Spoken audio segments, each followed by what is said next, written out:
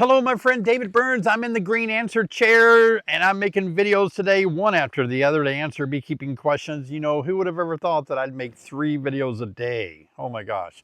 So this is what I have to do to answer your questions because I'm working hard for you guys. Okay, let's jump right into the questions that were left over from my live stream last Thursday night. We're 800 beekeepers, over 800 beekeepers gathered together for my live stream every Thursday at 7 p.m. Central Time. Hope you'll join me.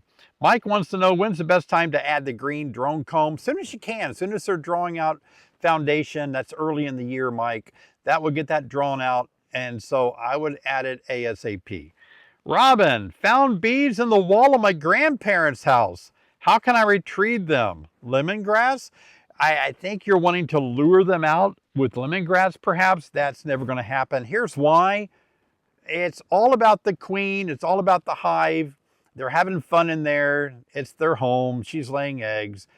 They will never leave. You can lure some of them out with lemongrass. They might be intrigued.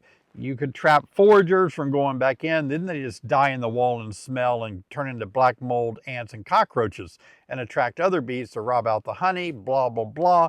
The only way to do it right is to get a beekeeper to open that wall up and take out the 40 to 60,000 honeybees and the 10 or 20 sections of comb out of there and seal off the opening with some bad insulation and then caulk everything good after you reseal it. That's the only way to really do a good job at it, Robin. Hey, Bill, caught a swarm in a trap. It's been a week. I see some pollen coming in. Can I just close it tonight and transfer it into their hive the next morning into final destination? Yeah, you can do that if it's close by within a couple of miles. You might want to put something big in front of the hive for a week to help the foragers to take a new orientation flight. Rich Hargrove. Hi, David. 2 of my hives have 2 8-frame deep boxes placed with resources, not as much room for brood. Advantages, disadvantage to adding a 3rd box for expansion. It's probably not necessary, Rich. I think that a 3rd box, in my experience, has just made it a little bigger, and much more is required with you're going to add 3, you're going to have 3 brood boxes. It's like, which is more expensive to feed, 1 teenager or 3 teenagers in your house? So in your case, you add another box, you're going to have a whole nother bunch of brood. It's just going to make a bigger thing to manage. I kind of like keeping it down to 2 and then let your honey supers allow a space where the bees can keep working, bringing nectar in. Hey, Terry, although the smoker helps calm by diminishing the alarm pheromones, doesn't the first sign of a fire or cool smoke put them on alert? What are your thoughts on vaporizing them with natural or odors? You know, my personal opinion on this is that it seems to me that what's going on in the bees is that when you smoke them, they can no longer communicate because the small microscopic particles of smoke land on their antennae where they receive pheromones and they know what to do based on pheromones, you know? And without that ability, they are not able to communicate as well, so they're not able to be in their regular mode of operation, which might reduce defensiveness too. And so in my case, that's why smoke works really well. I've tried natural odors of vapor smokers and all. They don't work as good for me yet. Maybe they'll improve those. First sign of fire or a cool smoke puts them in red alert mode, maybe.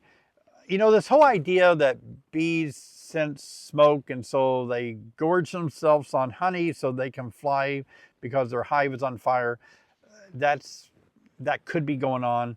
I'm not saying it isn't. Bees don't know about fire. I mean, you have to, you know, the only way we know about fire as humans, we're not born knowing about fire. As a human, we're not born knowing about smoke. You know, a baby doesn't smell smoke and automatically think there's a fire when they're 2 days old. It's only by being taught and trained about fire that we understand how to avoid fires and how to put out fires and all that. I don't see how bees could ever learn about smoke and fire. You know, they only live 35 days. I think it's just a reaction to smoke that it calms them down. In our part of South Carolina, it seems that bees have stopped making comb, and it seems like the nectar flow has completely shut off. Does this seem normal to you? Not sure about South Carolina, but I believe so. I bet you guys are in that kind of, I've got a lot of people in the South that have already started seeing a reduction of the nectar in flowers. Yeah. Should I do a 3 to 6 week sugar dusting? What months is best to do this method? Thank you for your hard work. Appreciate you and the team. Sugar dusting, you must be referring to using a powdered sugar in a deep box to help reduce the mites. And if you're going to do that, it's good to do it once a week for 3 weeks. You can do it more if you want to. Cup of sugar, powdered sugar per deep box. It helps kind of get rid of the mites. It is proven to be effective, but its efficacy or its effectiveness has been shown to be very, very minor. And so there are very, very good other methods, other treatments, like even some that aren't treatments, like green drone comb is more effective than powdered sugar dusting. Anyway, if you don't want to use any treatments, try to use other techniques like breaking the queen's brood cycle for a week. Can reduce mites as well. That's not using treatments. I've made so many videos about those 3 different methods without using treatments. Yeah. Do you like the Demarest method of swarm control? I like it, but I think it's very intense, labor intense for new beekeepers, and it can be very confusing for new beekeepers. There are a lot of frame manipulations. You need to have a good understanding. So I don't talk a lot about it. I made a video about it that a lot of you watch and like, but I don't really have the desire to try to walk new beekeepers into it their first or second year. I think you need a little more experience probably under your belt. Yeah. Do you have a video on how to prep hives to help survive a hurricane? I don't think I've ever been asked to make that video. Wow, I see a lot of storm clouds coming in. Maybe we're going to have a hurricane.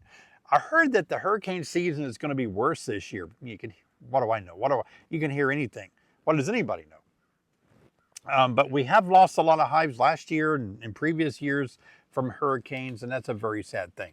I would say common sense, critical thinking, head to higher ground.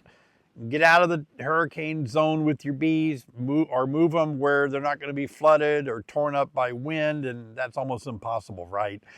You know, I live in Tornado Alley, and so it'd be easy for me to say, make a video on what I should do I live in Tornado Alley. Where do I put my bees? I can't avoid that. There's nowhere, a tornado can come in anytime, anywhere. I can't move my bees anywhere except in a basement, and they're not going to do good in a basement. So I would just keep my fingers crossed, and if that's where you live and where there's hurricanes, you just hope one's not going to hit your hives. But I think getting them out if you can, or keeping them higher out of flood zones is going to help a lot. All right. Does a high drone population in a colony indicate that swarm preparation is imminent? Yes and no. A high drone population in a hive indicates that you may have a queen problem. She's not laying fertilized eggs. She's laying unfertilized eggs, which are drones. So it might mean you have a queen issue. A decent sized group of drones early in the spring means that, yeah, they're probably going to swarm just because they need drones in order to trigger them to swarm. The bees raise their drones first, and then they raise queens, virgin queens, after they first raise their drones. So in this case, I don't think I would consider that any kind of a swarm indicator, not at all. The best swarm indicator is looking into your hive and looking for swarm cells.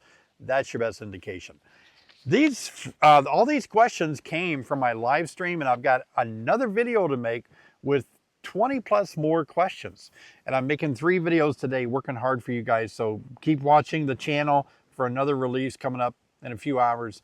But I wanted to keep these kind of broken up and short so you'd have time to watch them at your leisure without losing your place on the question time. So if you want to watch my video where I talked a lot about queen issues in my live stream, I'd love for you to watch the replay right over here. See you over there.